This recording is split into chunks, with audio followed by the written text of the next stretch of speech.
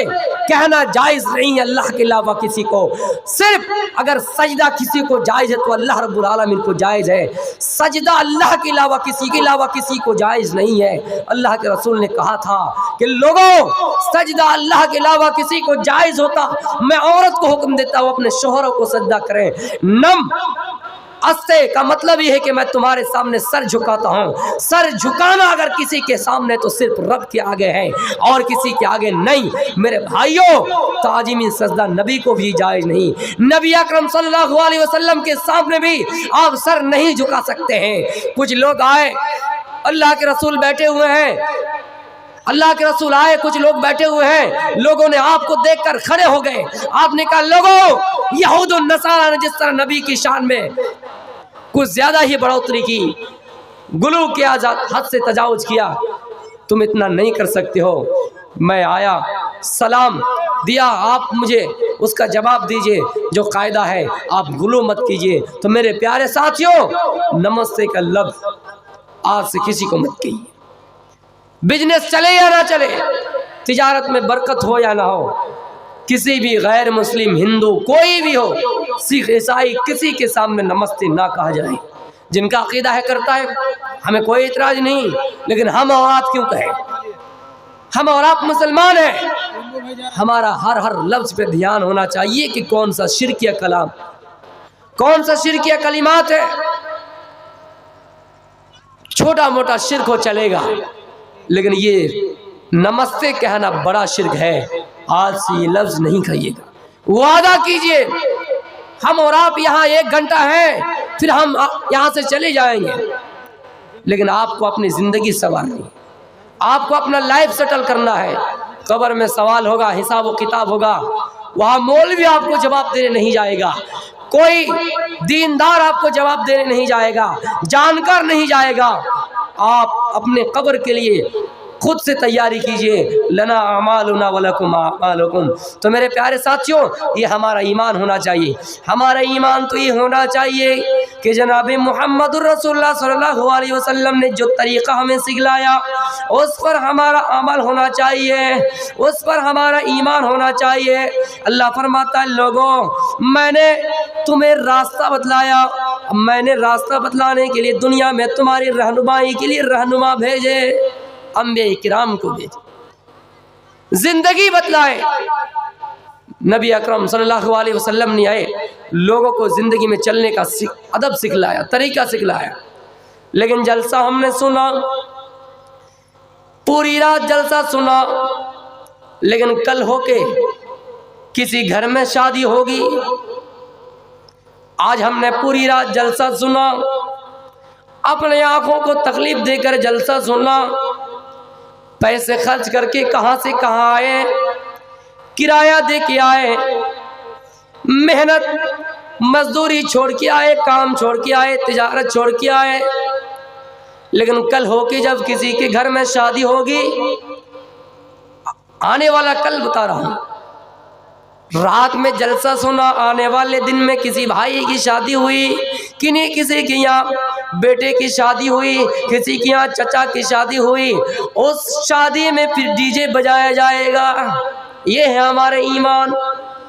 वो हमारे पक्के सच्चे मुसलमान जो ज़ाहिरी बीमारी है, जिनमें नशे की लत नहीं है, जिनमें नशे की दुत नहीं है,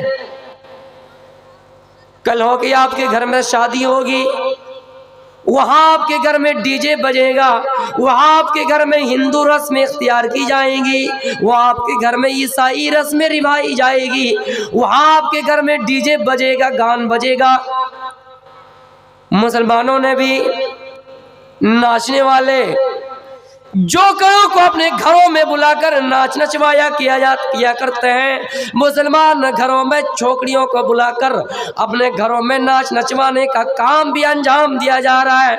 यही हाल है पूरी रात जलसे सुनने का, कि हमने पूरी रात जलसा सुना, उसके बाद दूसरे ही दिन में घर में डीजे बजाना शुरू कर दिया। डीजे बजाने वाले को, डीजे जिनके यहाँ से बुलाया जाए, उनको 5000 रुपया दिया जाए, और देकर उनको घर में बुलाया जाए, डीजे का सिस्टम किया जाए, नाच गाने का सिस्टम किया जाए। इन 5,000 रुपये में कितने गरीबों की मदद हो जाएगी। या फिर जो घर में दुल्हन आएगी, हमने डिमांड किया 75,000, अगर ये 5,000 आपके घर में बसता है तो वो 5,000 हम उनकी मदद कर दिए, 5,000 वहाँ से कम लिए। तो मेरे भाइयों, इसमें कितने ऐसे गरीब लड़कियां हैं जो पैसे के बगैर उनकी शादी नहीं हो रही है, उनकी शादी का इंतजाम हो जाए, लेकिन हम और आप फजूल खर्च करने में लगे हुए हैं। और जिस काम में गुनाह है, जो काम हमें और आपको बुराई की तरफ ले जा रहा है, वो काम कर रहे पूरी पूरी रात जलसे सुनने का यही नतीजा। लेकिन अफसोस इसमें मौलवी भी शामिल है।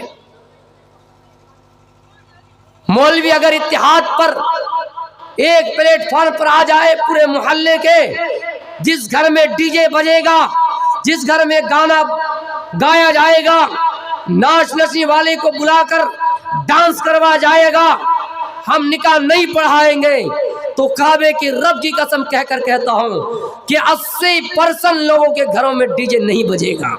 शेरशाहबादियों, मैं खुसूसियात बयान कर रहा हूं। जितने भी मुसलमान हैं, जितने भी मसलक के लोग हैं, अल्लाह की कसम सबसे ज्यादा अगर कोई इस चीज में बचा हुआ तो वो अहले हदीस है, और अहले हदीस में शेरशाहबादी है। इसलिए कुछ अगर घर ऐसे नजर आते हैं जिनमें शादी के घरों में फैशन के काम निभाए जा रहे हैं, डीजे बजाया जाता है, गाना गाया जाता है, आप बैकट कीजिए, वो 20% भी आपके मोहल्ले से खत्म हो जाएगा। ये धब्बा नहीं लगेगा। जिस तरह एक धब्बा पूरे जिस्म में, अगर पूरे जिस्म में कपड़ा रखा है, ये एक कतरा अगर गिर जाए पूरे जिस्म के कपड़े को गंदा कर देता है। बाल्टी में रखी हुई पानी में एक कतरा शराब का अगर गिर जाए पूरे बाल्टी के पानी को गंदा कर देता है, हराम कर देता है। उसी तरह ये 2-4 अगर लोग ख़त्म हो जाए, ये धब्बा हमारे माशरे से मिट जाएगा। इसलिए मुसलमानों, मैं ख़ास तौर से आपसे अपील करता हूँ कि ये चीज़ नहीं होना चाहिए। हम और आप मुसलमान हैं, हमारे बीच जनाबी मोहम्मद रसूलुल्लाह सल्लल्लाहु अलैहि वसल्लम आए हैं, जो हमारे लिए उसवा हसना है, जो हमारे लिए आइडल और नमूना है, जो आपने पेशिन गोई की और जो हमने आपको तरीक़ा बतलाया, वो किसी मज़हब में नहीं है। किसी मज़हब में अगर जनाबी मोहम्मद रसूलुल्लाह की तालीम मिल जाती, वो मज़हब आज कितने अमन और सुकून के साथ होते। लेकिन हम खुश नसीब हैं कि हमारा चलने का तरीक़ा जनाबी मोहम्मद रसूलुल्लाह का, उठने का तरीक़ा, बैठने का तरीक़ा, हम उसवा हसना पर अगर अमल कर लेंगे, हमारा ठिकाना, हमारा मुक़द्दर जन्नत बन जाएंगे इंशाअल्लाह। हमारे मुक़द्दर में जन्नत लिखी हुई है, लेकिन हमें और आपको उसवा हसना पर अमल करना है। तो मेरे प्यारे साथियों, इन खुराफातियों से हमें और आपको बाज आना चाहिए और हमारा ईमान मजबूत होना चाहिए। हम और आप मुसलमान हैं। मन तशब्बह बिक़ौमिन फहुवा मिनहुम, अल्लाह के रसूल ने कहा, जिसने दूसरी कौम की मुशाबियत इख्तियार की वो उन्हीं में से हो जाएगा। हमारा ईमान ही है। हमने अपने अपने फैंस के मुकर्रिर की तकरीर सुन ली कि नहीं, इनकी तकरीर नहीं सुनेंगे, उनकी सुनेंगे, उनकी नहीं सुनेंगे, उनकी सुनेंगे। कुरान और हदीस से जो भी तकरीर करें उनकी ही सुननी चाहिए, ना कि किसी को आइडल बनाना चाहिए। मेरे प्यारे साथियों, तकरीर तो हमने सुन ली, फिर हमने सुबह बाल की कटिंग इस तरह बना लिए, बालों का डिजाइन इस तरह बना लिए जैसे देख के लगता है कि ये बेटा बाप का नहीं है। बाप के सामने खड़ा होने से बेटे को हार महसूस होंगे, बेटे को शर्मिंदगी महसूस होगी, बेटे को शर्म उठानी पड़ेगी। बालों का स्टाइल नौजवानों का बदल गया है, और ये कहता है कि हमने सलमान खान का डिजाइन बनवा लिया, और ये कहता है ये जो एक्टिंग हमने किया सलमान खान का कर लिया, शाहरुख खान का कर लिया, ये एक्टिंग हमने फला हीरो का कर लिया। अल्लाह की कसम, हीरो हमारे लिए आइडल नहीं है, चाहे सलमान खान ही क्यों ना हो, चाहे अहमद खान क्यों ना हो, चाहे वो आमिर खान क्यों ना हो, चाहे वो कोई भी खान हो, पठान हो, कोई भी हो, मुसलमान क्यों ना हो, वो हमारे लिए उस्वे हसना नहीं है, हमारे लिए तो आइडियल है हजरत अली रजी अल्लाह तआला अन्हु, हमारे लिए तो आइडियल हजरत अबू बकर सिद्दीक रजी अल्लाह तआला अन्हु है। तो मेरे प्यारे साथियों, हमारा ईमान ये होना चाहिए कि हम सुनने के साथ साथ कुछ अमल करने की भी कोशिश करें। हमारे अंदर अगर ये स्टाइल, बालों का स्टाइल दूसरी कौम की मुशाबियत वाली स्टाइल है, इंशाअल्लाह आज से वादा करें तो वो स्टाइल हमारे अंदर नहीं रहेगा। शादी के मौके पर कितने ऐसे रस्म निभाए जाते हैं जो इस्लामी तहजीब नहीं है, इस्लामी कल्चर नहीं है, मगरिबी तहजीब है। मेरे भाइयों, हम और आप निभा रहे हैं, याद कीजिएगा, याद रखें, आपको इसका हिसाब देना पड़ेगा। शादी में फजूल खर्च ये वो, तो हमारा ईमान मजबूत होना चाहिए। आइए, इल्लल्लज़ीना आमनू व आमिलुस सालिहा, जो लोग ईमान ले आए वो कामयाब है, और जो लोग अमल सालेह किए वो कामयाब है। आए एक दो मिसाल मैं आपके सामने रखता हूँ और अपनी तकरीर को ख़त्म करना चाहूँगा। हमें और आपको ईमान के साथ साथ अमल सालेह भी ज़रूरी है, नेक अमल भी ज़रूरी है।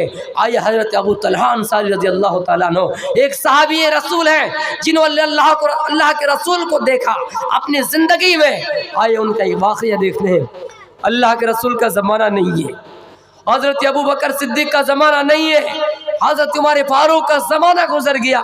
इतना बूढ़ा सहाबी जब कुरान पढ़ता है, कुरान को अपने हाथ में उठाता है और कुरान की इस आयत में पहुँचता है, इनफिरू खिफाफन व सिकालन वजाहिदू बिअमवालिकुम व अनफुसिकुम, कि निकलो, कूच करो, जहाज की तरफ चलो, चाहे हल्का रहो या भारी रहो, चाहे तुम परेशान हाल हो या आराम हाल में हो, तुम्हारे पास ताकत रहे या ना रहे, चाहे ताकत रहे या ना रहे, बूढ़े हो या जवान, निकलो और हाल में अपने मालों के साथ जिहाद करो, अपनी जानों के साथ जिहाद करो। जब ये आयत पढ़ी हज़रत अबू तलहा अंसारी रज़ियल्लाहु तआला अन्हु, हमारी तरह और उनकी तरह, आपकी तरह नहीं कि पूरी रात जलसा सुने। रमज़ान के महीने में कुरान के दौर करने वाले कितनी औरतें ऐसी मिल जाएंगी जो कुरान को तीन मरतबा दोहराती है, कुरान को तीन मरतबा पढ़ा करती है। हम और आप ऐसे नौजवान हैं, कुरान को 3-4 मरतबा पढ़ा कर लेते हैं, लेकिन कुरान की आयत को नहीं समझ पाते हैं, कुरान की आयत के माना को नहीं समझ पाते हैं।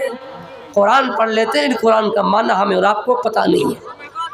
अबू तलहा अंसारी रज़ियल्लाहु तआला अन्हु जब कुरान की उस आयत तक पहुँची, इनफिरू खिफाफन व सिकालन, हर हाल में निकलो जिहाद के लिए, जवान हो या बूढ़े, माल रहे या ना रहे, ताकत हो या ना हो, हर हाल में जिहाद के लिए निकलो। जब ये आयत पढ़ी, घर गए और अपने लड़कों से कहा, अपने बच्चों से कहा, ये मेरे बच्चों, मेरे लिए जिहाद का सामान तैयार करो, मेरे लिए जंग का सामान तैयार करो, मेरे लिए लड़ने का सामान तैयार करो, मेरे लिए ऊंट तैयार करो, मेरे लिए घोड़ा तैयार करो, मेरे लिए जंग का सामान तैयार करो, मैं जंग करने के लिए जाऊंगा। बेटा कहता, हाँ अब्बू, सड़िया गया है, इस उम्र में जिहाद की करने की क्या ज़रूरत है, इस उम्र में आप जिहाद क्यों करेंगे? आपने नबी अकरम सल्लल्लाहु अलैहि वसल्लम की ज़िंदगी में जिहाद किए, आपने हज़रत अबू बकर सिद्दीक के साथ जिहाद किए, आपने उमर फारूक के साथ जिहाद किए, अब आप बूढ़े हो चुके हैं, अब आपको जिहाद करने की क्या ज़रूरत है? आए मेरे अब्बू, मैं आपकी तरफ से जिहाद कर लूँगा, हम लोग आपकी तरफ से जिहाद कर लेंगे, इस उम्र में आपको लड़ने की क्या जरूरत है? कहा, नहीं बेटे, मैंने कुरान की एक आयत पढ़ी, उस आयत पर मेरा दिमाग चला गया, उस आयत ने मुझे अपना दिलों का गर्विदा बना लिया है, उस आयत ने मेरे दिलों को खींच लिया है। इनफिरू खिफाफन व सिकालन, हर हाल में निकलो जिहाद के लिए, हर हाल में जिहाद के लिए निकलो। क्या अब्बू आपको जाने की जरूरत नहीं? कब बेटा, मैं जाऊंगा ही, मैं मानूंगा नहीं, बार बार इसरार करते रहे, बार बार जिद करते रहे। बेटे ने बाप की बात मान ली, बाप की बात मान ली। जहाद का सामान तैयार किया, ऊंट तैयार किया, घोड़ा तैयार किया, तलवारें तैयार की, तीर तैयार किया, कमान तैयार किया। जितने भी सामान है जहाद के काम आएंगे, जहाद में कुफार से लड़ते लड़ते बचने के लिए ढाल चाहिए, उनका इंतजाम किया, तमाम सामान का इंतजाम किया। और इंतजाम करने के बाद एक समुद्री जहाज पर सवार किया। हजरत अबू तलहा अंसारी बूढ़े हो चुके हैं, बूढ़ा साहब ये, लेकिन जहाद करने का जज्बा देखिए, लड़ने का जज्बा देखिए। कुरान की आयत पढ़ी, कुरान की आयत पढ़ी तो दिल उसकी तरफ मुतमईन हो गया और जहाद के लिए इन तमाम सामानों का इंतजाम करके निकला। जाते जाते बीच रास्ते में वो इंतकाल कर गए। तो मेरे प्यारे साथियों, ईमान के साथ साथ अमल सालेह भी ज़रूरी है। उस ज़माने में लोग पूरा कुरान नहीं पढ़ा करते थे, लेकिन कुरान की आयतों को पढ़ते थे, उसका माना मफ़हूम समझते थे। कितने ऐसे मुसलमान हैं सूरह फातिहा का तर्जुमा मालूम नहीं, सूरह इखलास सबसे छोटी सूरत है, सूरह असर छोटी सूरत है, उनका तर्जुमा मालूम नहीं, उनका माना मतलब नहीं मालूम। आइए अमले वाले की तरफ आइए, एक और वाक़या देखते हैं। कुरान की आयत नाजिल हुई, मन ज़ल्लज़ी युक़रिदुल्लाह क़र्ज़न हसना, मन ज़ल्लज़ी युक़रिदुल्लाह, लोगों तुम में से कौन है जो अल्लाह को बेहतर कर्ज दे, अच्छा कर्ज दे? कौन है जो अल्लाह को कर्ज दे, बेहतर कर्ज दे? तुम में से कौन है जो अल्लाह के रास्ते में बेहतर माल खर्च करे? तुम में से कौन है जो अल्लाह के रास्ते में बेहतर माल सदका करे? ये आयत नाजिल हुई और अल्लाह फरमाता है जो अल्लाह को अच्छा कर्ज देगा, कर्ज है हसना देगा, अल्लाह उनको उन कर्ज में डबल मुनाफा देगा, उनके अज्र को बढ़ा देगा, कई गुना उन्हें सवाब देगा, कई गुना उन्हें अज्र देगा। कुरान की आयतें अभी नाज़िल हो ही रही थी, एक सहाबा खड़ा हुआ, एक सहाबी खड़े हुए जिनका नाम अबू दहदा है। अबू दहदा खड़े हुए, क्या अल्लाह के रसूल, क्या अल्लाह ताला हमसे कर्ज हसना मांगता है? कहा आए अबू दहदा, अल्लाह आपसे कर्ज हसना मांगता है। अबू दहदा कहते हैं अल्लाह के रसूल, मेरा एक बाग है, मैंने उसको अल्लाह के रास्ते में दे दिया। अल्लाह के रसूल, क्या वाकई में उस बाग को देने में मुझे जन्नत मिलेगी, मुझे जन्नत में घर मिलेगा? अल्लाह के रसूल ने कहा हाँ, तुम अगर एक बाग अल्लाह के रास्ते में सदका करते हो, एक बाग अल्लाह के रास्ते में दान करते हो, तो अल्लाह ताला उसके बदले में तुम्हें जन्नत में घर देगा, उसके बदले में तुम्हें जन्नत में मकान देगा। ये सुनना था। ईमान देखिए, अमले वाले देखिए, नेकी के कितने वो लोग हरीस थे, नेकी करने का कितना जज्बा रखते थे। ये सुनना था। कहा कि मैंने एक दरख्त अल्लाह के रास्ते में, एक बाग दे दिया, दरख्त नहीं, और उस बाग में 600 खजूर के दरख्त थे। कितना बड़ा बाग होगा कि एक बाग में 600 खजूर के दरख्त थे। अल्लाह के रास्ते में दे दिया कर्जे हसना। दौड़ते हुए जाता है, उस बाग की तरफ जाता है। उस बाग में उनकी बीबी भी रहती है, उस बाग में झोपड़ी भी बनी हुई है। उस जमाने में लोग खेत खलियान में रहा करते थे, झोपड़ी बनाकर उसमें लोग आराम क्या करते थे। कोई मजदूर काम करने जाते, वहाँ एक झोपड़ी बना लिया करते थे। वहाँ पर एक झोपड़ी बना हुआ था, उन झोपड़ी में उनकी बीबी भी रहती थी, उनके बच्चे भी रहते थे। ये दौड़ते हुए जाते हैं और जाकर कहते, बीवी आए मेरे बच्चों, आए मेरी बीवी, इस बाग से निकल जाओ, इस बाग से निकल जाओ। बीवी कहती हो मेरे शोहर क्या बात है, ये बाग तो मेरा ही है, ये बाग तो हम ही लोगों का है। फिर क्या बात है, क्या गरगांव वाले का बाग है, क्या किसी दोगिरिया वाले ने छीन लिया है, क्या गरगांव वाले का बाग है, क्या किसी दहीबात वाले ने हड़प कर लिया है, क्या गरगांव वाले का बाग किसी गांव वाले ने, किसी बस्ती ने अपने कब्जे में कर लिया है। बीवी को कहता है ओ मेरी बीवी, नहीं नहीं, मैंने उस बाग को अल्लाह के रास्ते में दान कर दिया है, मैंने अल्लाह को कर्जे हसना दे दिया है, अल्लाह इसके बदले में मुझे जन्नत देगा, अल्लाह इसके बदले में मुझे जन्नत देगा। बीवी कहती हो मेरे शौहर फिर तुमने बहुत बड़ा अच्छा काम किया, फिर तुमने बहुत बड़ा अच्छा काम किया। बीवी ने ये नहीं कहा नहीं ये नहीं देना चाहिए था, 1000 रुपये दे क्या गए, 500 रुपया देना चाहिए था। बीवी बच्चों को फिक्र नहीं, सिर्फ मदरसा और मस्जिद की फिक्र है। लेकिन उस जमाने में देखिए वो सहाबिया थी, उन्होंने क्या कहा कि मेरे शौहर अगर आप जन्नत के बदले ये बाग अल्लाह को दिए हैं मंजूर है। अपनी बीवी और अपने बच्चे को लेकर उस बाग से निकल गए। तो मेरे भाइयों, कुरान की आयत ये नाजिल हुई मंज़ल लज़ी युक़रिदुल्लाह क़र्ज़न हसना, तुम में से कौन है जो अल्लाह को कर्ज हसना दे, बेहतरीन माल दे। तो हजरत अबू दहदा खड़े हुए और उसी जगह पे अमल करके दिखाया। तो अमल सालेह भी ज़रूरी है मेरे प्यारे साथियों, ईमान के साथ साथ हमारा नेक अमल भी होना चाहिए। ये हो गई वो आमिल सालिहा जो नेक अमल करे और वतवासौ बिल हक़, और जो हक़ की वसीयत करते रहे।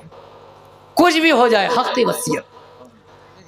बेटा जा रहे हो कोर्ट, जा रहे हो कचहरी, जा रहे हो किसी पार्टी से किसी जज से जज बने हो ना, अगर किसी पार्टी से 500 रुपया मिल जाए और वो गलत रास्ते पे है तो तुम उनकी बातों पर नहीं आना, भले ही वो पैसा दे, लेकिन तुम हक बात बताना, हक की गवाही देना, हक बात बोलना, हर हाल में हक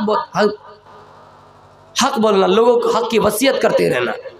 मैंने बताया था 4 किस्म के लोग कामयाब है, तीसरे किस्म के लोग वो हैं जो हक की वसीयत करते रहे, कुछ भी हो जाए, जान चली जाए, बेटा कुर्बान, बाप कुर्बान, माँ कुर्बान, पूरा खानदान कुर्बान, पूरा कबीला कुर्बान, पूरी बस्ती कुर्बान, लेकिन हक एक तरफ, हक की वसीयत। अब्दुल कादिर जिलानी रहमतुल्लाह अलैह के बारे में आपने सुना होगा, उनके बारे में एक किताब आती है और वहाँ एक दिलचस्प कहानी लिखी हुई है, दिलचस्प वाक़या लिखा हुआ है। जब वो छोटे थे तो बचपन में आला तालीम हासिल करने के लिए बगदाद शरीफ रवाना हुए, आला तालीम हासिल करने के लिए। माँ ने अपने बेटे के लिए सामान तैयार किया, जैसे आजकल होता है ना, कोई बच्चा पढ़ने के लिए जाता है, माँ का ध्यान उस बच्चे पर ज़्यादा रहता है कि ये बच्चा जब तक मेरे घर में था, मेरी आंखों के सामने था, मेरी आंख उनके ऊपर हमेशा लगी रहती थी, लेकिन ये बच्चा रुखसत हो रहा है, ये बच्चा निगाहों से ओझल हो रहा है, पता नहीं कहाँ क्या खाएगा नहीं खाएगा, जहाँ जा रहा है वहाँ अगर एसी भी लगी हुई है, वहाँ पर अगर शीशा का घर भी बना हुआ है, मकान भी बना हुआ है, वहाँ पर तीनों टाइम में मीट मछली भी खा रहे हैं, फिर भी माँ के दिलों को चैन नहीं आ रहा होगा, सुकून नहीं आ रहा होगा, और माँ उस बच्चे के लिए सोचती होगी। अब्दुल कादिर जिलानी रहमतुल्लाह अलैह की माँ ने अपने बच्चे के लिए सामान तैयार कर दिया कि बेटा इल्म हासिल करने के लिए जा रहे हो, बगदाद जा रहे हो, मैंने तुम्हारे लिए ये सामान का इंतज़ाम कर दिया, रहने के लिए तुम्हें चटाइयाँ दे दी, सोने के लिए चादरें दे दी, ओढ़ने के लिए बिछौना, सोने के लिए बिछौना, ओढ़ने के लिए चादरें दे दी, और उनके जेब में उनकी कमीज में 40 दिनार अशरफिया, 40 दिनार रख दिए, 40 दिनार भी रख दिए, किसी कपड़े में बांध कर रख दिए। लेकिन माँ अपने बच्चे को नसीहत कर रही है, अब्दुल कादिर जिलानी रहमतुल्लाह अलैह की माँ अपने बच्चे को नसीहत कर रही है, और मेरे बच्चे रास्ते में चाहे कुछ भी हो जाए, रास्ता कितना ही दुश्वार हो, रास्ता कितना ही खतरनाक हो, डाकुओं का सामना होगा, काफिला का सामना होगा, कुछ भी हो जाए, लेकिन हक हमेशा बोलना, हक बात बोलना, चाहे कुछ भी हो जाए, सच्चाई का एतराफ करना। माँ अपने बच्चे को नसीहत की, और अब्दुल कादिर जिलानी रहमतुल्लाह अलैह रवाना हो गए, रास्ते सफर बांध लिए। फिर कुछ दूरी पर एक काफिला आया, डाकुओं का काफिला आ गया। माँ का ये कहना था, ये नसीहत करनी थी, बीच में डाकुओं का काफिला आ गया और अब्दुल कादिर जिलानी रहमतुल्लाह अलैह को घेर लिया। कहे बच्चा सच सच बताओ तुम्हारे पास क्या है? बच्चे ने कहा मेरे पास 40 दिनार है, 40 रुपया मान लीजिए, मेरे पास इतने इतने रकम है। कैसा आदमी है तू? कहा मेरे पास 40 दिनार है, मैं इसलिए ये सच्चाई का एतराफ़ कर रहा हूँ, सच्चाई बता रहा हूँ इसलिए कि मेरी माँ ने मुझे नसीहत की थी, बेटा रास्ते में कुछ भी हो जाए सच बात बोलना, कुछ भी हो जाए सच बात बोलना। कहा माँ की नसीहत पर तुमने अपनी सच्चाई का एतराफ़ कर दिया, क्या वाकई में तुम्हारे पास 40 दिनार है?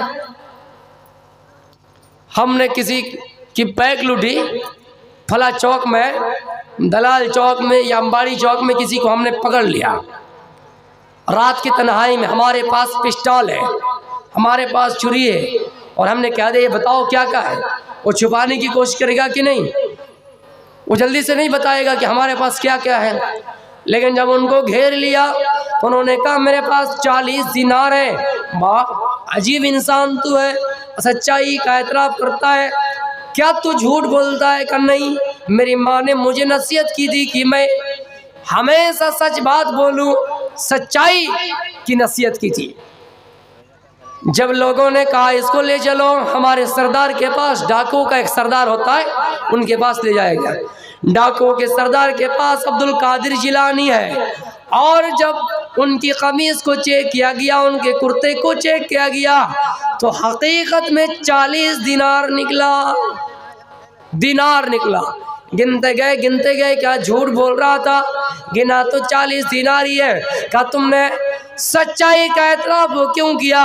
कहा मैंने सच्चाई का एतराफ़ इसलिए किया क्योंकि मेरी माँ ने मुझे नसीहत की थी। मेरी माँ बहनों, अगर आप अपने बच्चों को सही तालीम देते हैं, आप अपने बच्चों को सही तरबियत देते हैं, सच्चाई का एतराफ़ पर उभरते हैं, वो बच्चा कभी झूठ नहीं बोलेगा, हमेशा हक की सदाएं बुलंद करता रहेगा। उन्होंने अपने बेटे को नसीहत की थी, बेटे ने उस नसीहत पर अमल किया और सच्ची बात बताए। तो मेरे प्यारे साथियों, जब सरदारों ने, जब डाकुओं ने देखा कि इस बच्चे ने सच्चाई का एतराफ़ किया, डाकुओं ने कहा क्या तुम अपनी माँ की नसीहत पर अमल किए? कहा हाँ, मैंने अपनी माँ के खिलाफ वर्जी नहीं किया। तो डाकुओं ने कहा जब तुम अपनी माँ के खिलाफ वर्जी नहीं कर सकते हो तो हम ईश्वर की खिलाफ वर्जी कैसे करते हैं?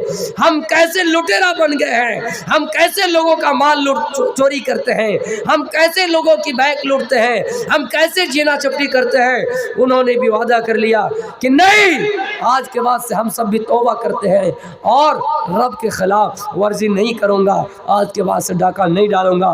तो मेरे भाइयों, माँ ने नसीहत की अपने बच्चे को, बच्चे ने माँ की नसीहत पर अमल किया, और उस बच्चे के अमल देखकर तमाम डाकू लुटेरा उस वक्त जितने भी